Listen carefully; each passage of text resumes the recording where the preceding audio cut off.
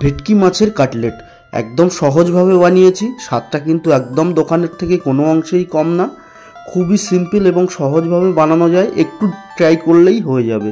তার জন্য দেখুন আমি এখানে ভেটকি মাছের ফিলে নিয়েছি, কাটলেটের আকারে কেটে নিয়েছি। এটা আমি বাড়িতেই কেটে নিয়েছি। আপনারা চাইলে ভেটকি মাছের ফিলে মাছওয়ালাকে বললেই ওরা কেটে দেবে। এটাকে এখন আমি ম্যারিনেট করব। তার জন্য দিচ্ছি প্রথমেই একটা অর্ধেক লেবুর রস।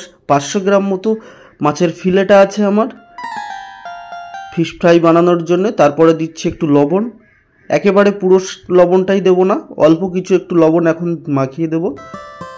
এই লেবুর রস আর লবণটা সমস্ত মাছের গায়ে ভালো করে লাগিয়ে দেব, দিয়ে ওটাকে রেস্টে ওইভাবে রেখে দেবো। এখন একটা পেস্ট বানিয়ে নিচ্ছি।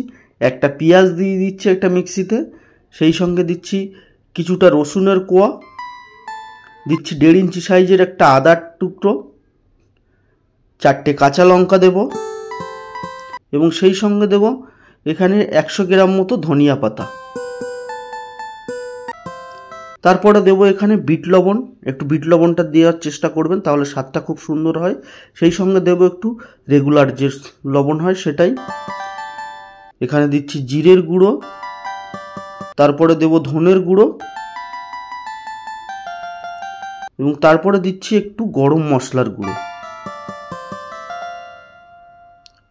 সেই সঙ্গে ওপর থেকে দিচ্ছি একটা অর্ধেক লেবুর রস। লেবুর রসটা অবশ্যই দিতে হবে, দিলে স্বাদটাও সুন্দর হবে এবং যে ধনে পাতার সবুজ কালারটা বজায় থাকবে।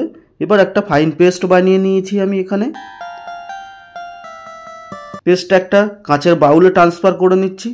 যেহেতু এই পেস্টটা একটু নরম আছে তাই মাছের গায়ে ভালো করে ধরবে না। বাইন্ডিংটা ভালো করার জন্য 1 টেবিল চামচ ময়দা দিয়ে নিয়েছি, দিয়ে ভালো করে আমি এটাকে এখন মিশিয়ে নিয়েছি। এবার এই মাছগুলোকে আমি এখন ওই পেস্টের মধ্যে দিয়ে দিচ্ছি। পুরো মাছটা একে একে দিয়ে দেব।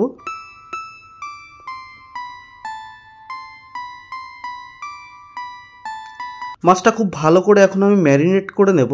ভালো করে ম্যারিনেট করে নেওয়ার পরে এটা মিনিমাম 1 ঘন্টা আমি এইভাবে রেস্টে রেখে দেব, নর্মাল ফ্রিজেই রেখে দেব।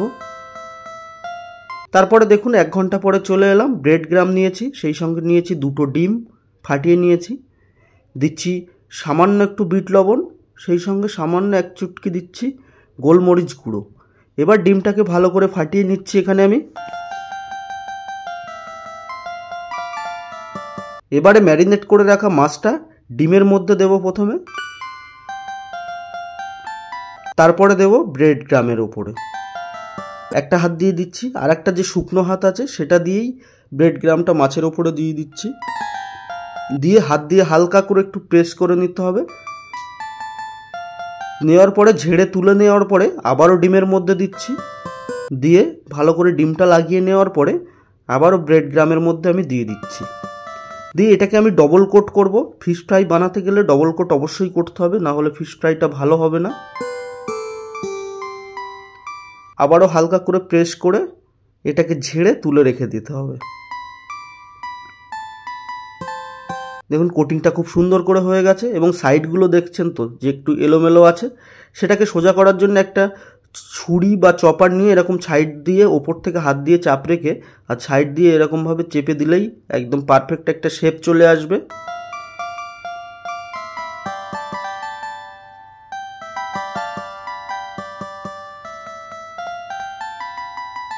দেখলেনই তো কত সোজাভাবে হয়ে গেল পারফেক্ট একটা চারকোনা শেপ।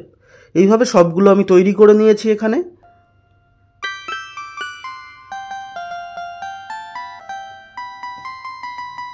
ব্রেড গ্রামটা ভালো করে লাগানোর পরে এবারে আমি একটা কড়া বসিয়ে দিচ্ছি ওভেনে। কড়াটা গরম হয়ে গেলে এখানে দিচ্ছি আমি সাদা তেল। রিফাইন অয়েলটা একটু গরম হয়ে গেলে মিডিয়াম হিটে করব। তারপরে এখানে ফিশ ফ্রাইগুলো তেলের মধ্যে দিয়ে দিচ্ছি।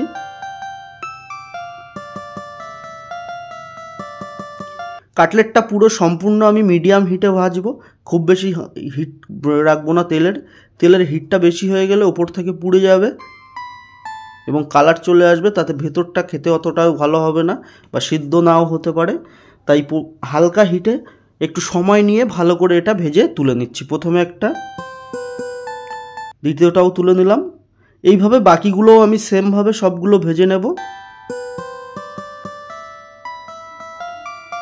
দেখুন ফিশ ফ্রাইগুলো ভাজা হয়ে গেছে।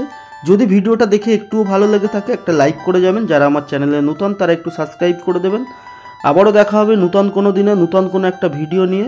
দেখলেনই তো কত সহজভাবে ফিশ কাটলেটটা বানিয়ে নিলাম। আপনারা এটা যে কোনো মাছ দিয়ে করতে পারেন, ভেটকি মাছ দিয়ে করতে হবে এমন কোনো মানে নেই। ধন্যবাদ শেষ পর্যন্ত ভিডিওটা দেখার জন্যে।